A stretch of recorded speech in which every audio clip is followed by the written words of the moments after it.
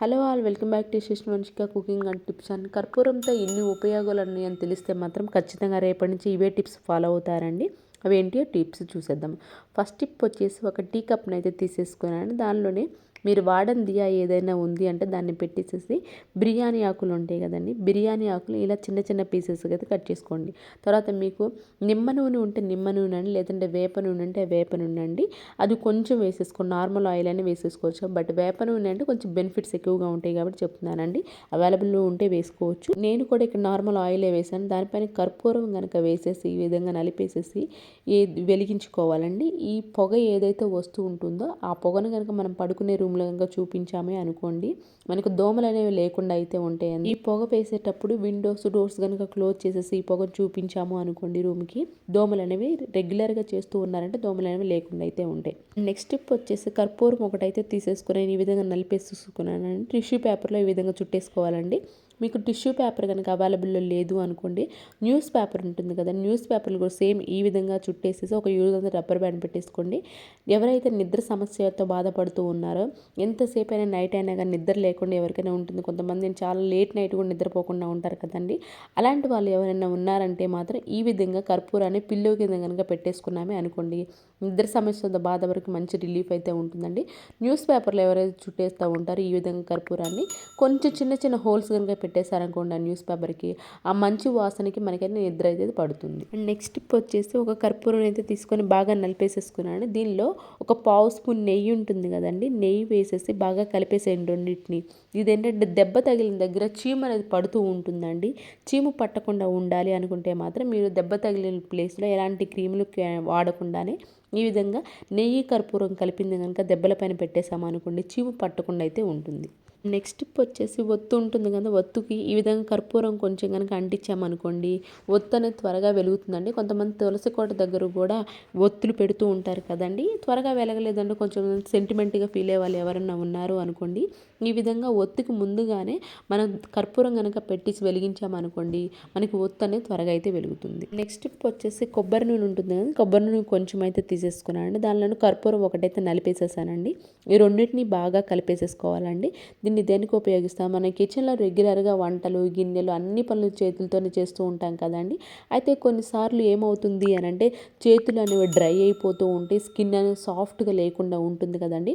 ఆ టైంలో ఈ విధంగా కనుక మనం చేతులు స్కిన్ సాఫ్ట్గా ఉండాలి, డ్రై అనేది లేకుండా ఉండాలి అని అంటే ఈ విధంగా కొంచెం కర్పూరం కొబ్బరి నూనె కలిపి రాసేసుకున్నామే అనుకోండి, ఒక 5 minutes మసాజ్ చేసుకున్నామే అనుకోండి, చేతులు అనేవి స్కిన్ సాఫ్ట్గా ఉంటే at the same time dry అనేది లేకుండా అయితే ఉంటుంది. నెక్స్ట్ టిప్ వచ్చేసి ఎక్కువ క్వాంటిటీలో కనుక మీరు కుంకుమ తెచ్చుకున్నారే అనుకోండి, కొన్ని రోజులు అయిన తర్వాత ఏమవుతుందంటే కొంచెం పురుగు పట్టినట్లు అనిపిస్తూ ఉంటుంది కదండి, ముక్కు వాసన కూడా వస్తూ ఉంటుంది కదా. అలా ముక్కు వాసన రాకుండా ఉండాలి, పురుగు పట్టకుండా ఉండాలంటే ఈ విధంగా కర్పూరం కనుక వేసేసారనుకోండి కుంకుమలో, మనకు ముక్కు వాసన రాదు, పెట్టుకున్నంతసేపు కూడా మనకి మంచి వాసన అయితే వస్తూ ఉంటుంది.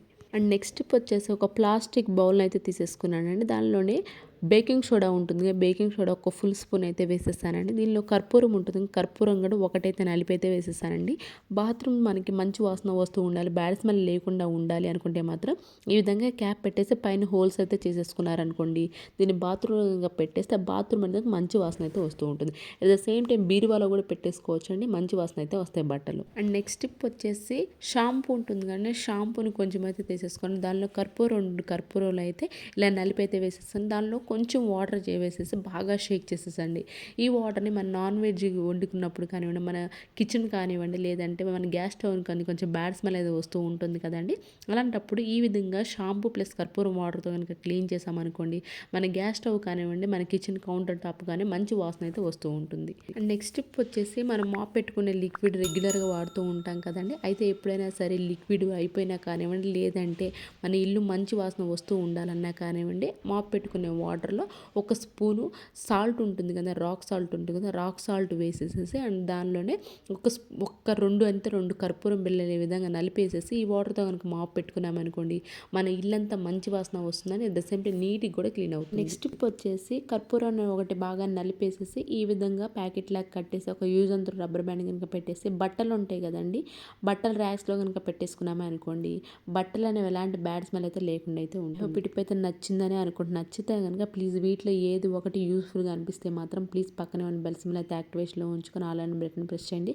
లైక్ అయితే ఇవ్వడం అసలు మర్చిపోకండి. నెక్స్ట్ టిప్ వచ్చేసి కొబ్బరి నూనె కొంచెం అయితే తీసేసుకున్నాను. దానిలో కర్పూరం ఉంటుంది, కర్పూరం ఒకటి వేసేసి బాగా నలిపేసేసి రెండింటిని బాగా కలిపేసేయాలండి. పిల్లలకు దోమలు కుట్టినప్పుడు దద్దుర్లు అనేవి వస్తూ ఉంటాయి కదండి. ఆ దద్దుర్లు ఎక్కువ అవ్వకుండా ఉండాలి అన్నా, లేదు అంటే దురద ఎక్కువ రాకుండా ఉండాలి అన్నా కానివ్వండి, ఈ విధంగా తయారు చేసుకున్న మిశ్రమాన్ని కనుక ఆ దద్దుర్ల ప్లేస్లో రాసామనుకోండి, దద్దుర్లు అనేవి త్వరగా తగ్గుతాయి, అలానే దురద కూడా లేకుండా అయితే ఉంటుంది.